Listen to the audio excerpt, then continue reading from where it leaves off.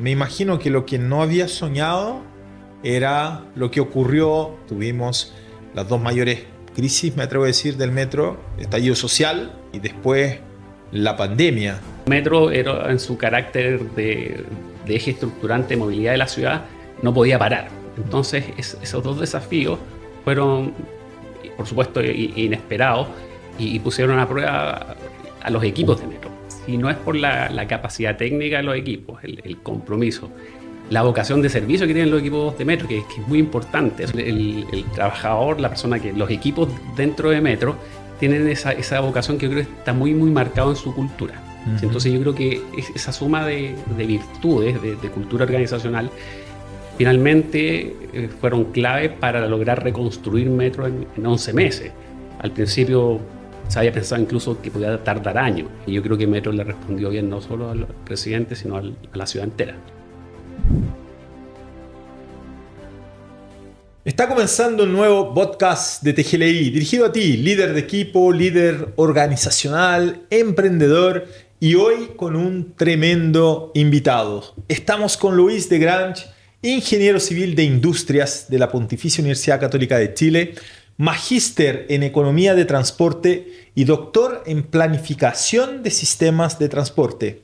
En abril del 2018 asumió la presidencia del directorio de Metro S.A., la cual ejerció hasta abril del 2022, para posteriormente retomar sus funciones en la UDP desde enero del 2024. Es decano de la Facultad de Ingeniería y Ciencias de la UDP. Muy bienvenido, Luis, a este espacio. Gracias por aceptar nuestra invitación. Un honor tenerte acá con nosotros. Hola, ¿qué tal? Gracias a ustedes por la invitación. Un gusto saludarte, Gabriel. El gusto es nuestro. Cuéntame, además de toda esta tremenda reseña, experiencia, que te voy a preguntar un montón sobre ello, cuéntame un poquito de ti. ¿Quién es Luis? ¿Cómo te gustaría definirte, presentarte? Soy el menor el cuarto, en verdad, de 5 hermanos. Fui menor por 9 años.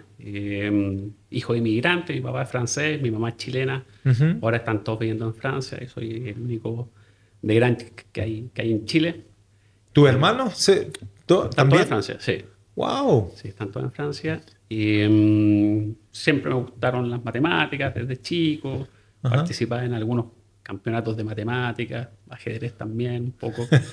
Y ahí entré a lo que me gustaba. Yeah. Y dentro de ingeniería, la especialidad de transporte siempre me motivó. Se parecía mucho a economía, por decirlo de alguna forma. Okay. Así que ahí me empecé a especializar en eso y ha sido mi pasión profesional durante los últimos 30 años. Sí, así te he escuchado en otras oportunidades. Ahora, ¿de dónde nace eso? ¿Cómo se conecta el tema transporte, ¿no? Para decidir tomar la mención. ¿Dónde nació ese vínculo?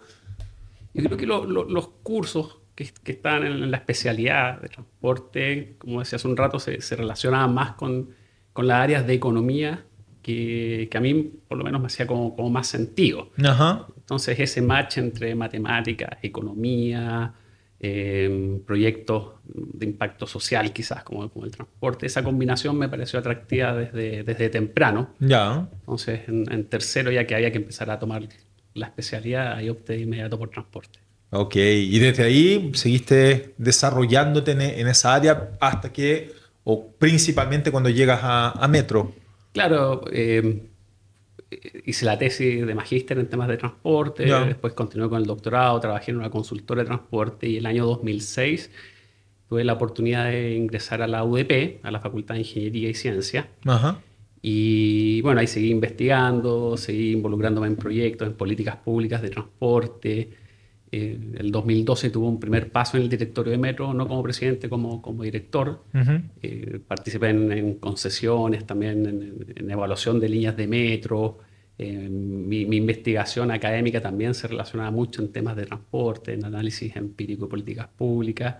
Siempre he estado relacionado con ese mundo que para mí al menos es súper motivante. Pues. Me siento privilegiado de poder trabajar en algo que me gusta tanto. Y desde ahí, ¿cómo llegas a la presidencia del directorio y qué te llevó a aceptar, ¿no? esa tremenda responsabilidad y desafío al mismo tiempo? Siempre fue mi sueño. O sea, de hecho, puedo decir que cumplí mi sueño profesional de llegar a la presidencia de Metro desde que empezó Transantiago en el año 2007. Ajá.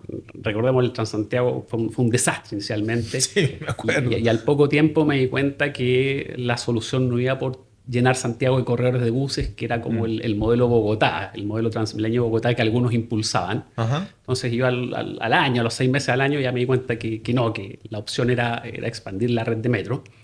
Y ahí empecé a involucrarme más de cerca. Empecé a estudiar mucho más los sistemas de transporte de las grandes ciudades, y ahí tú veías muchos ejemplos de que la solución iba por ampliar la red de metro y que los buses eran un complemento. Entonces ahí en el 2012 Pedro Pablo Errázuriz, que era ministro de Transporte, me invita a sumarme al directorio de metro, se generó una vacante. Y ahí me empecé a meter un poco más, quizás en política, por decirlo de alguna forma. Apoyando a ciertos candidatos, a ciertas autoridades políticas, algunos alcaldes. Entonces ese vínculo yo creo que me empezó a familiarizar más con el sector público, y el año 2017 me sumé muy fuertemente a la campaña del entonces candidato Sebastián Piñera. Sí. ¿Sí? Todavía me acuerdo, el 23 de febrero del 2018 recibí una llamada del presidente Piñera, ya electo, y me pregunta si es que estaba disponible para sumarme a Metro, y yo le dije que por supuesto. Entonces ahí cumplí mi sueño profesional. Qué bueno. ¿Te lo imaginabas de esa manera? Me imagino que no, ¿no? El presidente llamándote para hacerte la invitación formal a asumir el cargo. ¿O iba por ahí el sueño? Sí, iba por ahí. Se cumplió, era lo que esperaba. La llamada duró 26 segundos. Era el estilo del presidente Piñera, que era muy ejecutivo, muy al grano. 26 segundos, fue bien impresionante eso. Ok, qué bien. Lo conecto mucho con esta frase de Disney que dice: si lo puedes soñar, lo puedes hacer, ¿no? Ya lo tenía ahí súper visualizado. Sí, hay que insistir con esas cosas. De todas maneras. Ahora, ¿qué características crees tú dentro de tus fortalezas, más allá de todo este conocimiento técnico, de estudiar, de tener toda esta especialización, que consideras que te llevaron a asumir esa presidencia? Yo creo que el conocimiento, la especialidad es relevante. Yo creo que cada vez es más importante ser especialista en un tema, y eso es cosa de experiencia. Tienes que seguir estudiando. La teoría de las 10.000 horas a mí me hace mucho sentido. O sea, si quieres ser especialista, tienes que estudiar 10.000 horas, que son como 4 o 5 años dedicándote full a un tema, y yo creo que vas a ser bueno en eso. Y creo que especializarte en un tema te ayuda mucho. La pasión, por supuesto, te sale mucho más fácil. Cuando algo te motiva, te entusiasma, es mucho más fácil que te vaya bien. O sea, si eres más o menos talentoso, si te gusta. ¿Ya? Y yo creo que esa combinación es muy virtuosa. Y yo creo que también hay algo que es relevante, que es la capacidad de transmitir conceptos, la capacidad comunicacional, que a veces está subestimada, y es relevante porque tú logras que sea mucho más efectivo el mensaje. O sea, puedes tener un gran mensaje, pero si es mal comunicado, va a ser mucho menos efectivo que tener un mensaje mediocre, pero muy bien comunicado. Entonces yo creo que la comunicación me ayudó mucho también a avanzar en lo que ha sido mi carrera profesional. Clave. Y yo diría que en toda carrera profesional es un aspecto fundamental, sobre todo cuando compete a cargos de liderazgo y de gran relevancia como el que ocupaste tú. Ahora, me imagino que lo que no había soñado era lo que ocurrió durante, ¿cierto?, esa presidencia, que finalmente tuvimos las dos mayores crisis, me atrevo a decir, del metro: estallido social, durísimo, y después la pandemia. Cuéntanos un poco más de eso. ¿Cómo fue vivir eso desde adentro? Bueno, efectivamente nos tocó las dos peores crisis en la historia de Metro. Como bien señalaste, por una parte el estallido social y la destrucción de 18 estaciones de Metro, y la pandemia, que nos afectó a todo el país, a todo el mundo, pero Metro, era, en su carácter de eje estructurante de movilidad de la ciudad, no podía parar. Entonces esos dos desafíos fueron, por supuesto, inesperados, y pusieron a prueba a los equipos de Metro. Mi impresión es que, si no es por la capacidad técnica de los equipos, el compromiso, la vocación de servicio que tienen los equipos de Metro, que es muy importante. O sea, la gente que trabaja en Metro, en las estaciones, por ejemplo, en el edificio corporativo, en los talleres, no le interesa vender más boletos, por decirlo de alguna forma. Ellos saben que detrás de del servicio que ofrecen, de su trabajo, hay gente que tiene que llegar al hospital, hay gente que tiene que llegar a su lugar de trabajo, a su lugar de educación, ir a buscar a alguien, ir a visitar a alguien. Empatía total con el usuario. Efectivamente, entonces el trabajador, la persona los equipos dentro de Metro tienen esa vocación que yo creo que está muy, muy marcado en su cultura. Uh-huh. Entonces yo creo que esa suma de virtudes, de cultura organizacional, finalmente fueron clave para lograr reconstruir Metro en 11 meses. Al principio se había pensado incluso que podía tardar años. Y en ese sentido también el apoyo directo que recibimos del presidente Sebastián Piñera fue fundamental. O sea, confío absolutamente en los equipos de Metro. Yo creo que Metro le respondió bien no solo al presidente, sino a la ciudad entera. Claro. Ahora, cuando hablaste de equipo, justamente confió en equipos de Metro, me imagino que mucho de trabajo en equipo para dar vuelta a esta situación, más aún en 11 meses, fue fundamental. ¿Cómo ocurre eso? ¿Cómo se da?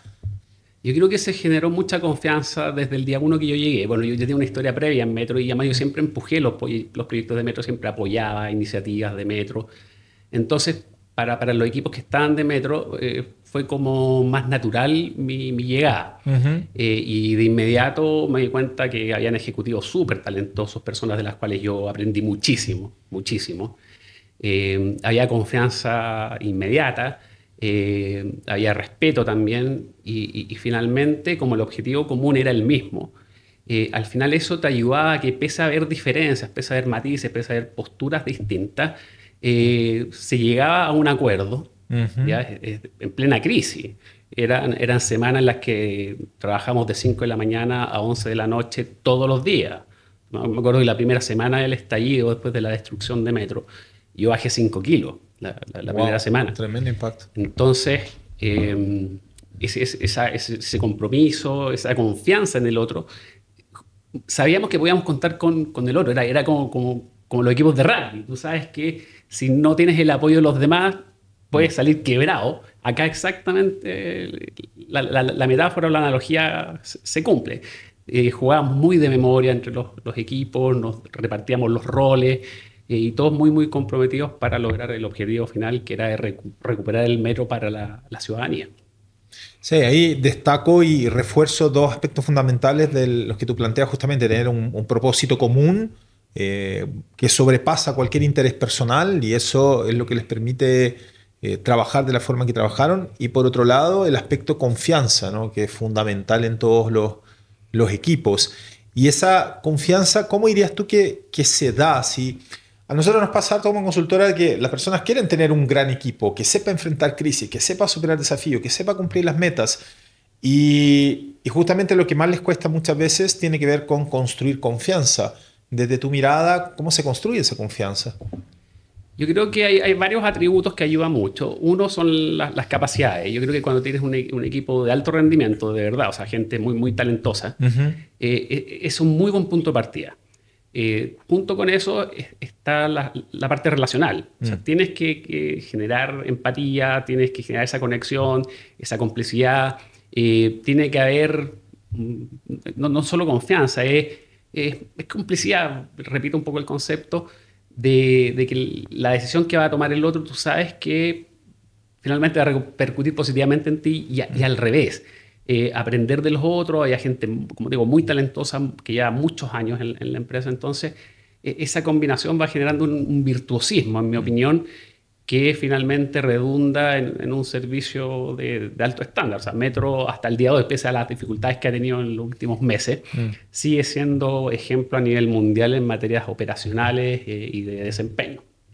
Sí, eso cuesta más que nada una opinión personal y como deportista, si bien ya retirado, que tuve la oportunidad de conocer varios metros del mundo, eso cuesta de valorar de repente, ¿no? Vemos el pasto del vecino más verde que el nuestro, pero yo diría que nuestro sistema de transporte no tiene nada que envidiar, por el contrario, tienen otras ciudades que poder admirar, y creo que es algo que hay que cuidarlo y valorar lo que tenemos finalmente. Sí, muy, muy de acuerdo, lo resumiste muy bien. El Metro de Santiago es un activo. Muchas veces me toca recibir a turistas extranjeros y les llama la atención dos cosas de Santiago. Uno es la cordillera de los Andes y lo otro es el Metro de Santiago. Qué genial, qué orgullo. Y a raíz de lo mismo, fueron dos situaciones que tenían un propósito distinto, ¿no? Porque por un lado era recuperar el metro de lo que fue el estallido social y en un periodo de tiempo acotado, y por el otro lado el desafío de pandemia, que era seguir funcionando en la medida de lo posible con ciertas regulaciones. Ahí, ¿cómo se trabaja con ese mismo equipo con un propósito distinto? ¿Cómo fue esa distinción? Sí. Para poder entenderlo mejor también. Efectivamente fueron dos crisis distintas, ¿ya? Una asociada a la reconstrucción, a la recuperación de confianza, y la otra asociada a la continuidad operacional. Pero finalmente el propósito de ambos desafíos, de ambas crisis, era el mismo, era recuperar el metro para la ciudad.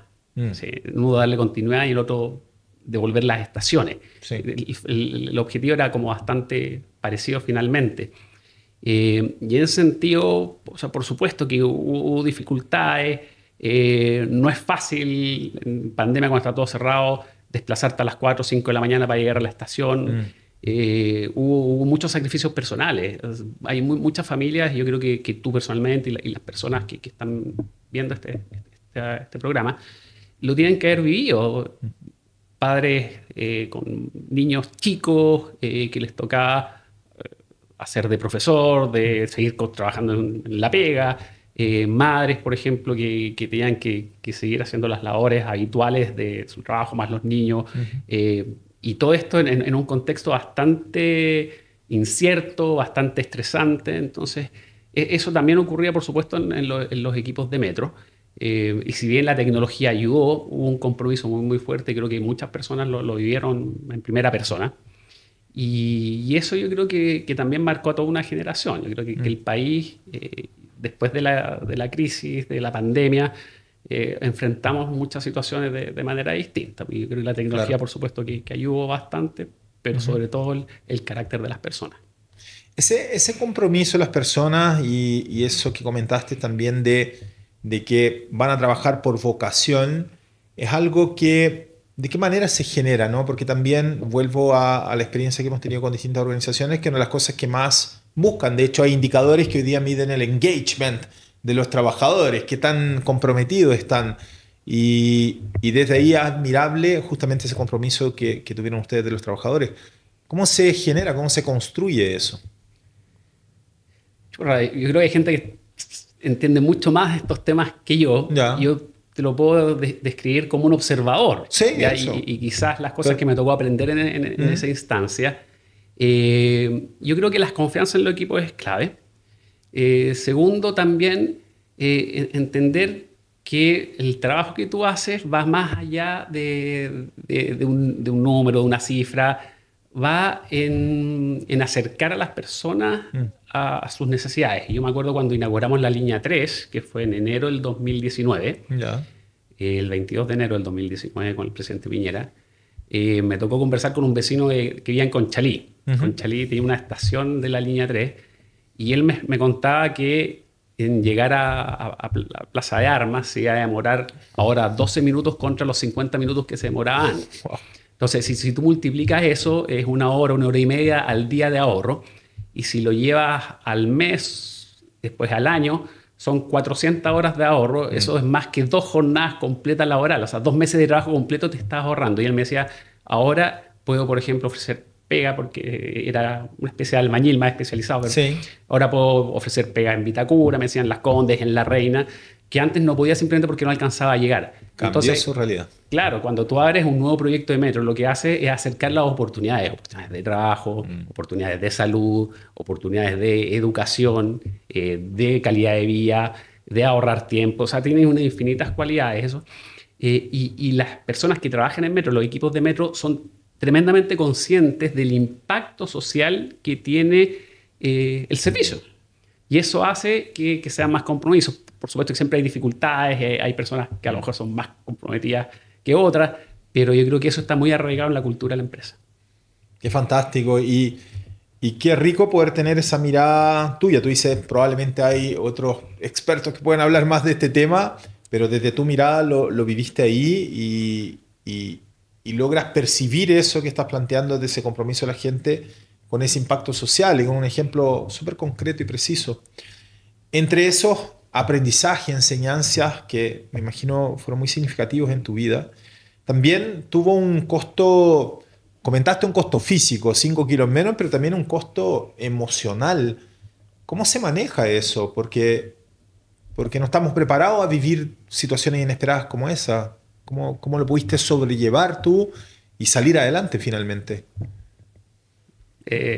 Más allá del resultado, hablo de la parte más personal. De que muchas veces personas, a ponerlo en algo bien práctico, no sé, pues tiran licencias porque están estresadas, ¿cierto? Apareció el factor estrés ahí. Y una alta demanda laboral, 5 de la mañana, 11 de la noche dijiste, 12 de la noche, y con toda la emocionalidad que eso implica, ¿cómo lo lograste administrar? ¿Qué dirías tú que fue clave para ti salir adelante? Yo creo que es la convicción y quizá un poco la obsesión de dar vuelta a la situación. Yo creo que eso fue clave.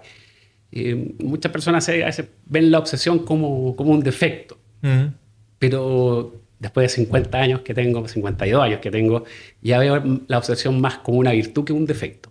O sea, tú ves los grandes deportistas, la diferencia no está en el talento, no está en el físico, finalmente la diferencia está en otras cosas más asociadas a la obsesión. Y yo creo que había un poco de eso, al menos de parte mía, en devolver el servicio, en volver a recuperar la confianza de la gente. Metro fue muy afectado en términos de imagen también durante el estallido. O sea, tú dices, ¿por qué quemaron Metro? O sea, ¿por qué? Que era el orgullo de Santiago. Claro. O sea, entonces juntaron una serie de cosas. Entonces eso generó un amor propio por parte de los equipos, por parte mía también, que empujaba y se transformó un poco en una obsesión y en una energía que no íbamos a parar hasta devolver el servicio. Yo creo que, al menos desde mi experiencia, ese como compromiso de devolver el metro lo antes posible a las comunidades fue el principal motor. Hablaste de pasión y ahora un poquito más allá incluso, ¿no? La obsesión y de lograr resolver la situación, de ahí el vínculo del compromiso. Sí, como te decía, o sea, yo creo que cuando te fijas un objetivo, más allá de cumplir por cumplir, o sea, tú no paras hasta alcanzar ese objetivo y después cuando logres ese objetivo ya puedes quizás tener una perspectiva y algo que mi impresión es que fue compartido por parte importante de todos los estamentos que habían en Metro. Hoy día ya pasaron sus años desde ambas situaciones, ¿no? Prácticamente yo mido las cosas en ciclo olímpico, 4 años, casi un ciclo olímpico. El periodo de Metro es de 4 años. También, bueno, el periodo presidencial es de 4, hay muchas cosas que son de 4 años, pero en definitiva, ¿con qué te quedas de todo eso hoy día y que lo valoras, que te haya servido, que haya sido un gran aprendizaje, que incluso puedes transmitir, ¿no? Hoy día como decano también haces clases, ¿cierto? Sí. Entonces, que incluso traspasas más allá, que es importante, dado lo que viviste, que los demás tengan claro en sus vidas, en sus profesiones. Bueno, yo creo que contar con equipos de alto desempeño es importante. O sea, trabajar con personas talentosas, trabajar con personas mejores que tú. Eso es clave porque te ahorras un montón de tiempo, te ahorras problemas, la probabilidad de cometer errores es menor, aprendes mucho. Entonces, trabajar con gente mejor que uno, yo creo que eso es clave. Lo segundo es que el disenso es valioso. El disenso. Tener opiniones diferentes te ayudan mucho a tomar mejores decisiones. Y en ese sentido, la metodología que usamos en la crisis en Metro, están un total de 17 ejecutivos en la sala de crisis discutiendo discusiones álgidas, muchas veces con posturas contrapuestas, antagónicas a veces, pero se llegaba a alguna que por algún criterio se consideró que era la que teníamos que empujar. Okay. Y pese a que no tenía consenso absoluto, ya todos íntegramente la empujaban. Bien. ¿Sí? Yo creo que esa metodología de trabajo, de discutir, de desafiarse intelectualmente con argumentos sólidos, o sea, con gente que realmente entienda los temas, esa visión 360, que te vean ángulos que tú no estás viendo. O sea, los puntos ciegos que tenemos son gigantes. Entonces, en ese sentido, tener opiniones diversas de gente que es mejor que tú, yo creo que esa combinación es tremendamente virtuosa y yo creo que es aplicable a cualquier organización. Trabajar con gente muy buena, tener opiniones diversas y una vez que se toma finalmente un consenso, un acuerdo, empujarlos entre todos. Y yo creo que los gobiernos más exitosos también tienen un poco esa lógica. Sí, pero ahí estoy totalmente de acuerdo contigo y de hecho hay un estudio que plantea que en las decisiones de equipo por lo general el 70% está de acuerdo, el 30% no, pero cuando se genera una dinámica conversacional donde todos son escuchados, el 100% está comprometido para poder empujar eso, que es un poco lo que estabas diciendo tú justamente. Ahora, ahí es donde aparece el gran desafío, ¿no? Encontrar un equipo de personas no solamente talentosos, sino que se escuchen y que sean válidas estas distintas miradas, que se acepten esos puntos ciegos que estás diciendo tú. Eh, ¿Cómo se da eso? Porque no es algo tan orgánico o que sea fortuito. Sí, efectivamente, yo insisto, tuve la suerte de trabajar con un equipo de primerísimo nivel. Mm, O sea, todos los ejecutivos, los gerentes, los subgerentes me tocó compartir. Muchos de ellos, la mayoría venía de antes. Ya mm, algunos pocos coincidieron con mi llegada. ya. Y tuve la suerte de trabajar con gente muy, muy talentosa. Eh, ¿Fuiste parte también de la selección de parte de sus integrantes? de algunos, ¿Te de tocó de algunos. alguno? Sí, en general, Metro es una empresa que le da continuidad a sus ejecutivos. El actual gerente general, Felipe Bravo, Ajá. es una persona que su única pega ha sido Metro. Ya. Una- Felipe debe tener 54, 55 años, puede Ok. andar. Y él partió trabajando en Metro y ya más de 30 años en la empresa. Y Mm. ahora es el gerente general. Entonces, es común que los ejecutivos de Metro tengan una larga trayectoria dentro de la empresa. Ya, perfecto. Y dentro de esa selección, busca personas con talento y si hablamos un poco más de las habilidades blandas, ¿cómo, cómo logras identificar que las personas pueden servir a trabajar en equipo junto contigo? Sea en esa ocasión, o sea hoy día en la universidad, ¿qué para ti es clave?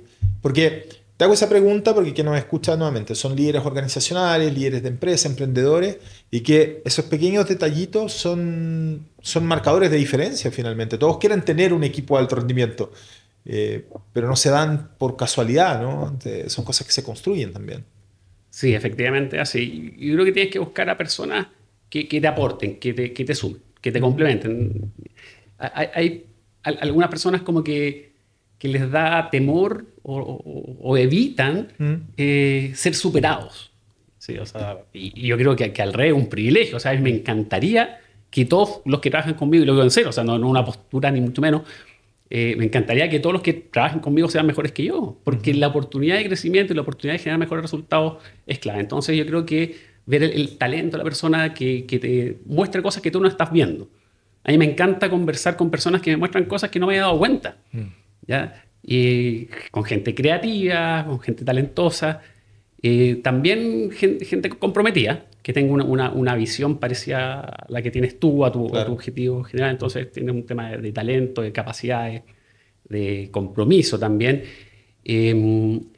Y distinguir, cuando mencionaste lo de relaciones interpersonales, Mm, distinguir lo que es el problema de lo que es la persona. Yo creo que uno tiene que ser firme con el problema, pero blando con la persona. Yo creo que ahí eso, identificar eso ayuda mucho también a generar la adhesión relevante y a que los cambios sean mucho más efectivos de implementar. claro. Está perfecto. Y de ese periodo de tiempo y de estas dos grandes crisis, algo que haya sido significativo para ti y que también que consideres importante mencionar, sobre todo para aquellos que les toca manejar situaciones de crisis o vivir situaciones estresantes, que sea como una recomendación valiosa, un aporte, de repente algo simple que puede servir un montón.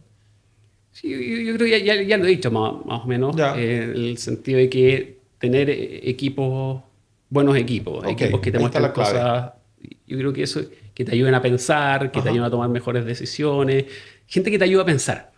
O sea, hay gente que puede ser muy buena operativamente en ciertas cosas, está bien, pero gente que te muestre cosas distintas, que te muestre ángulos distintos. Yo creo que esa visión 360, por decirlo de Ujú. alguna forma, eso en verdad te ayuda mucho, que te muestren cosas, esa visión panorámica, como ver Mm. desde lejos.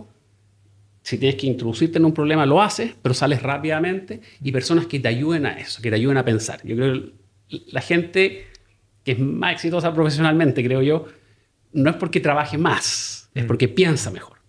Y por lo tanto, si tienes personas que te ayudan a pensar, qué mejor regalo.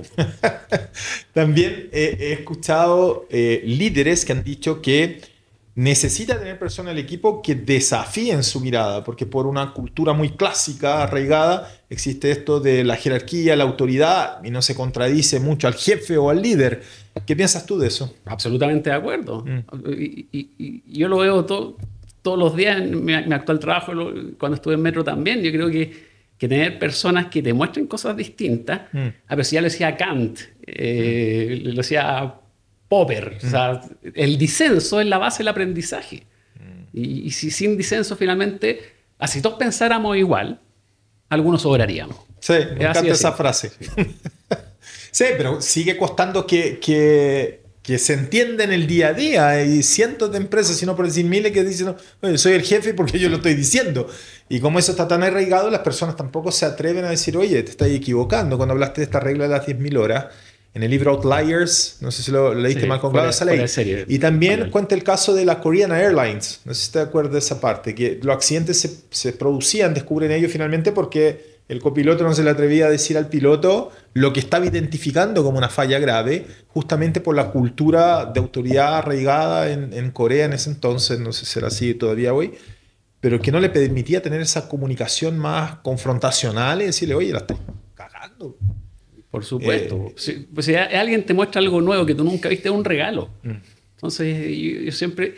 lamentablemente los seres humanos, en general, sufrimos de mayor o menor medida de ego. Y el ego, que por supuesto tiene la parte positiva, que es un motor. El ego es un motor para lograr cosas, pero también es un obstáculo, es una mochila que te impide. Entonces tienes que lograr administrarlo, el ego, y eso no es fácil. De todas maneras.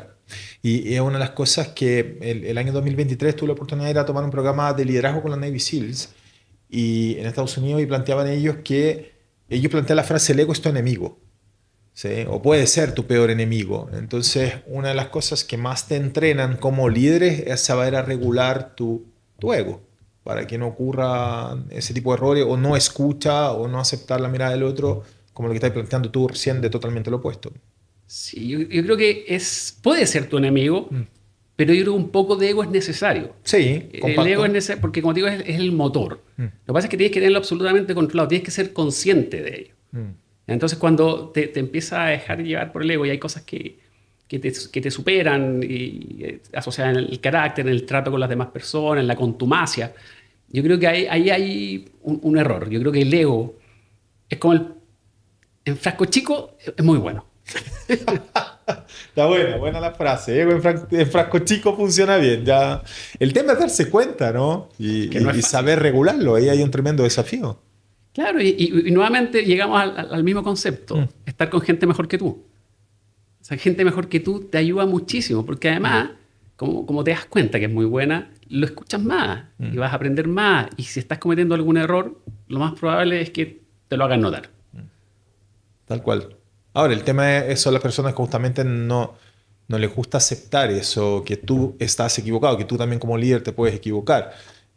O se sienten amenazados, como también comentaste tú, en tener personas más capacitadas.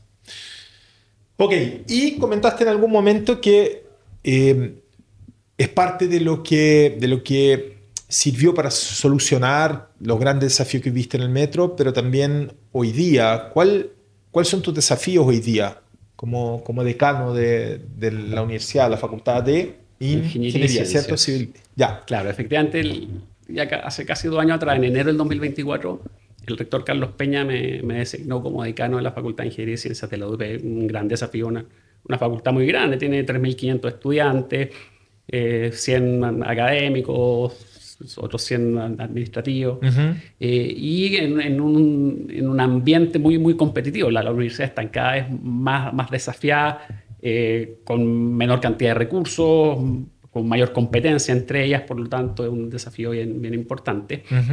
Y nuevamente acá, sobre todo en la universidad, el principal desafío es las relaciones con las personas. Sí.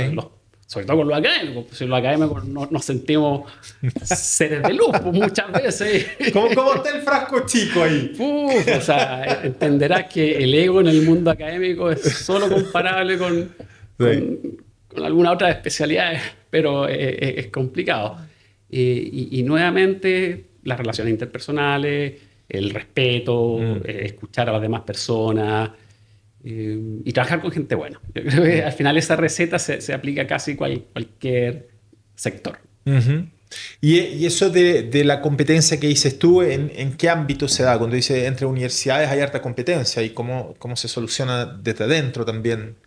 ¿Cuáles son como los elementos diferenciadores o que le ponen foco para poder sobrellevar esa competencia, ¿no? Claro, la competencia se da básicamente en el mundo académico, estoy hablando, sí. sobre todo en las carreras de ingeniería. La competencia se da básicamente en atraer a los mejores estudiantes, ¿ya? Y también en avanzar a adjudicarse proyectos grandes, disciplinarios, científicos, de investigación, de innovación, de transferencia tecnológica. Esos son como los dos mundos más relevantes en la ingeniería. Atraer alumnos jóvenes talentosos, bueno, necesitas mostrar cosas, que eres mejor que los otros, y no es fácil. No es fácil. Hay universidades en Chile que son extraordinarias, que tienen 150 años de historia. Claro, entonces la UDP tiene 45 años casi. Así es una muy buena universidad que tiene un rector que, por supuesto, es uno de los intelectuales más importantes de Chile en el siglo XXI, Carlos Peña.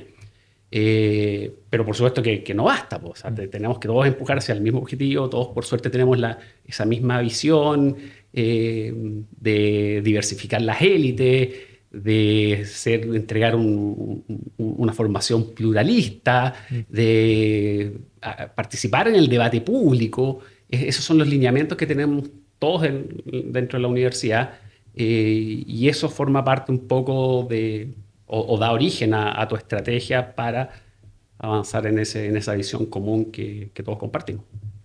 Y hoy día, ¿cuál es tu mirada sobre las nuevas generaciones y justamente poder brindarle una educación que haga match con las generaciones actuales, que es muy distinto a cuando aprendimos nosotros, ¿no? Y que desde ahí salgan con las herramientas justamente para poder ser exitosos en el mundo profesional? Yo creo que hay dos aspectos que son, en mi opinión, son claves. Uno, y adelanté un poco, o sea, buscar algún trabajo que te motive, en el cual sea relativamente talentoso, porque esa combinación es muy, muy virtuosa. Ajá.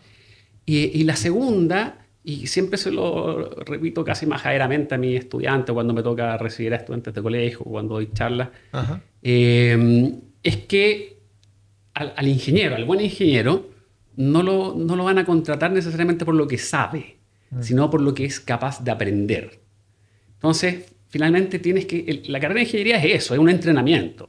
Okay. En vez de ser un entrenamiento muscular, un entrenamiento más del cerebro, con cierta lógica también, que es de resolver problemas. Yeah. Entonces, el desafío del ingeniero es resolver bien y rápido, más rápido que el otro.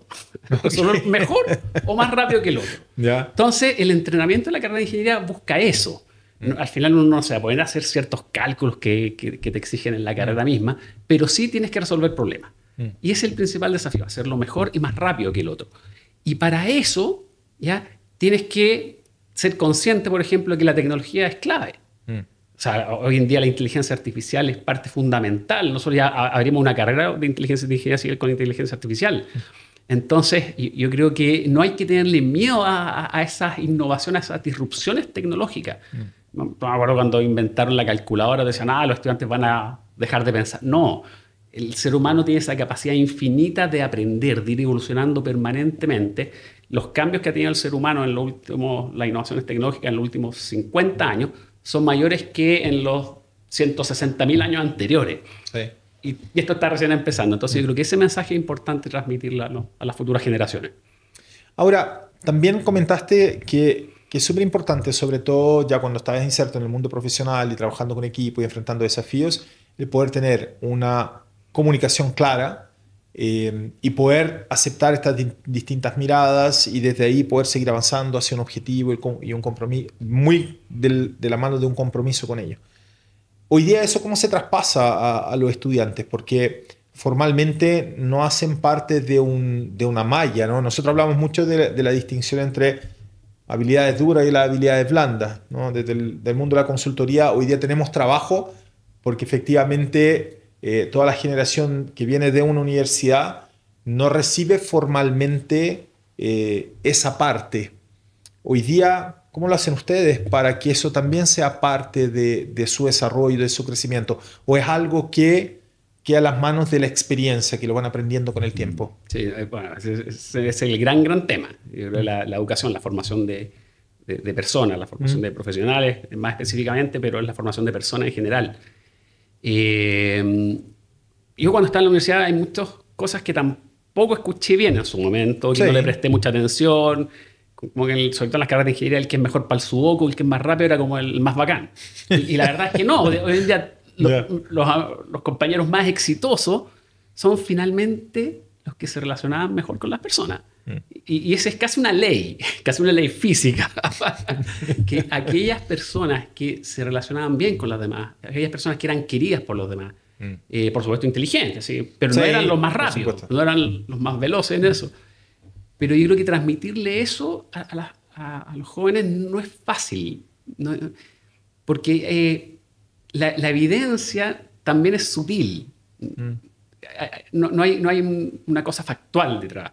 Tú sabes que tienes que relacionarte bien con las personas, el respeto, la amabilidad, la empatía con las demás personas. Finalmente es una cualidad que más temprano que tarde que termina rentando mucho, por decirlo de alguna forma, en lo personal, en lo profesional, en lo económico, en el tema de pareja, de familia, en todas esas dimensiones. Y ahí quizás la forma de lograr ser efectivo en la comunicación hacia los estudiantes, bueno, decírselo y decírselo reiteradamente. Creo que eso, aunque sea majadero uno a veces, yo creo que termina, a algunos estudiantes al menos le va a hacer un poco de sentido. Ahora, es algo que nace de cada profesor, ir un poco más allá y traspasar eso, o está estructurado dentro de la metodología que también se entrega eso como parte del proceso de enseñanza. Claro, depende un poco del profesor, depende un poco del curso. Este tema más específico que te acabo de señalar, que mi experiencia vital es que las personas que se llevan mejor con el resto, esas personas que son gentiles, que son amables, terminan teniendo o siendo más exitosos en la vida, que es un patrón muy habitual que yo observo. Eso es mi aproximación personal. Hay otras cosas que están asociadas, por ejemplo, al pensamiento crítico, ya que eso ya está más establecido en los programas. Sí. El pensamiento crítico es clave. Sí, yo creo que esa capacidad de desafiar intelectualmente, de entender el por qué o el para qué, yo creo que eso ya está muy arraigado, al menos en nuestros programas de estudio, el pensamiento crítico.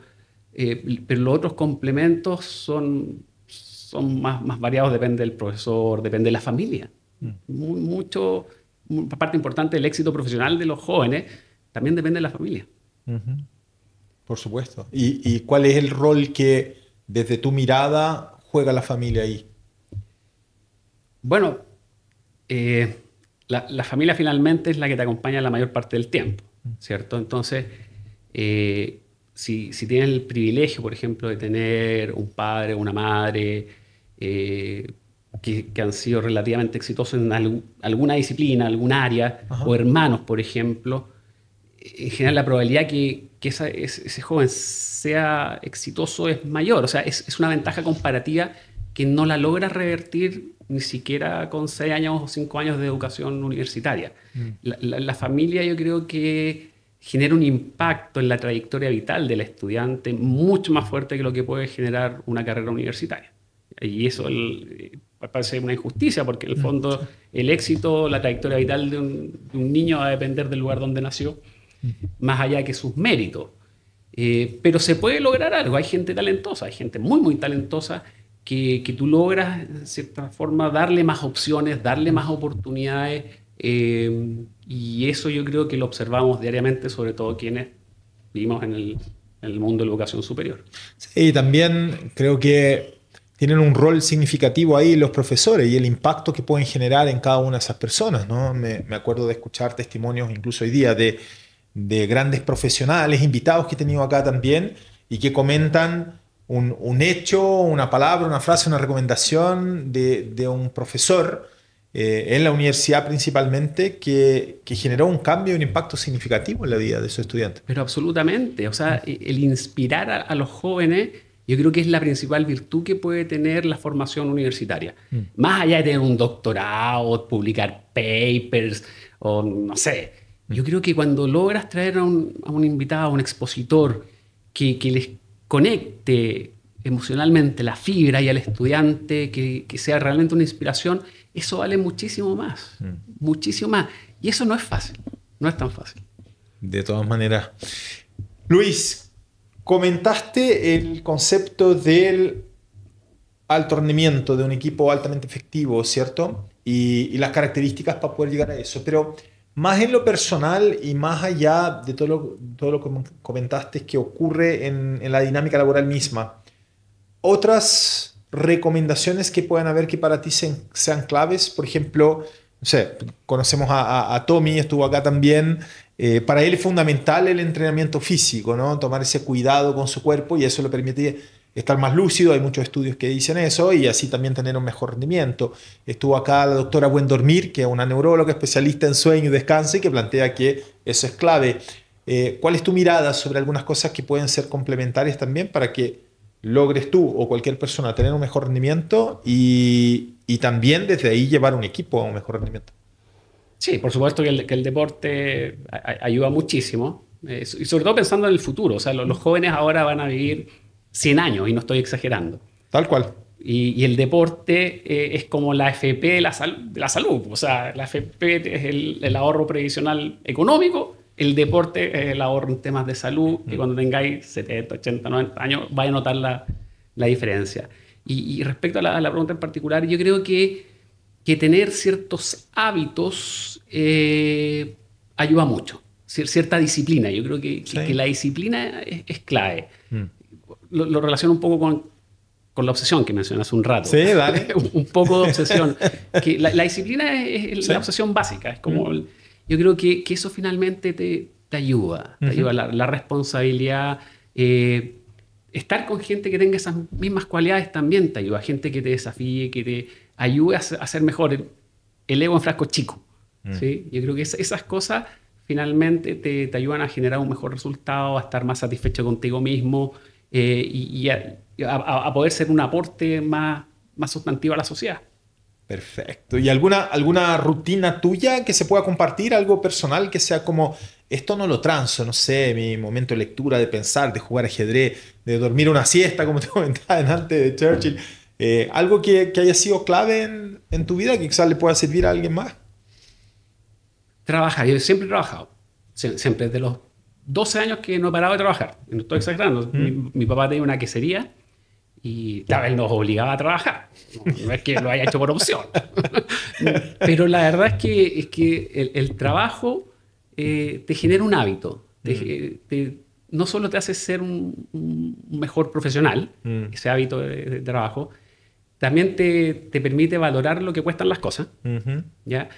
Y yo creo que finalmente es como la base para alcanzar tus sueños, tus metas. Yo creo que las personas que son más buenas para trabajar, por decirlo de alguna forma, les es más fácil, es más probable que logren alcanzar sus metas en diferentes ámbitos, personales, profesionales, familiares, afectivos.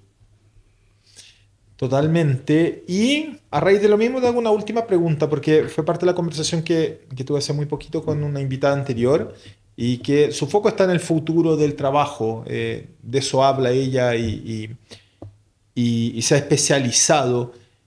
¿Cuál es tu mirada? ¿Cómo se hace ese match frente al futuro que se acerca? Tú mismo lo dijiste, ¿no? Vamos a vivir 100 años y es fundamental seguir trabajando. ¿Cuál sería la integración que haces tú pensando hacia futuro? ¿Cómo sigo trabajando hasta los 100 años dentro de la realidad que tenemos tecnológica, el avance y todo lo que se viene?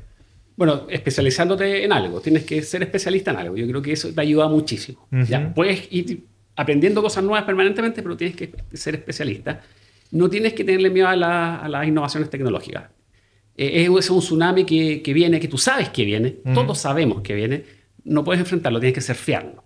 Ya, surfear el tsunami finalmente te va a ayudar a aprovechar esa energía enorme que viene. Y no hay que tenerle miedo. No hay que decir, no, la inteligencia artificial va a generar cesantes. No, no, todo lo contrario. Es una oportunidad bien usada. La verdad es que es un asesor, un asistente extraordinario. ChatGPT como asistente, en verdad y está recién empezando, pero es extraordinario. Yo creo que no hay que tener miedo a esas cosas y aprender. Busca las cosas que te motiven y aprende eso. Y eso creo yo que te va a ayudar muchísimo. Y así vamos a poder surfear este tsunami que dices tú. Tuvo muy buena la analogía de todo lo que se viene a nivel de... O sea, lo que ya está, ¿no? Y que va a seguir creciendo. Está empezando. En todo lo que está a nivel de IA. Está fantástico, Luis. Quedo muy contento con todo lo que nos compartiste. No sé si quedó algo en el tintero que para ti sea importante aprovechar en este espacio. Agradecer nomás, pues agradecer el espacio, la oportunidad de la conversación. Me entretuve bastante. Qué bueno. El agradecimiento es mío. Estamos con un verdadero crack acá del manejo de situaciones complejas, porque a veces hay mucha teoría, ¿no? Me ha tocado escuchar, oye, soy experto en manejo de crisis, pero desde los libros, una cosa, jamás va a ser igual saberlo que hacerlo, que vivir desde adentro la situación. Así que muchísimas gracias a ti por haber tenido la amabilidad de venir. Nos resultó luego de varios intentos, ¿cierto? Y nada, mucho éxito en los desafíos que vienen por delante también. Muchas gracias. Gracias, Luis.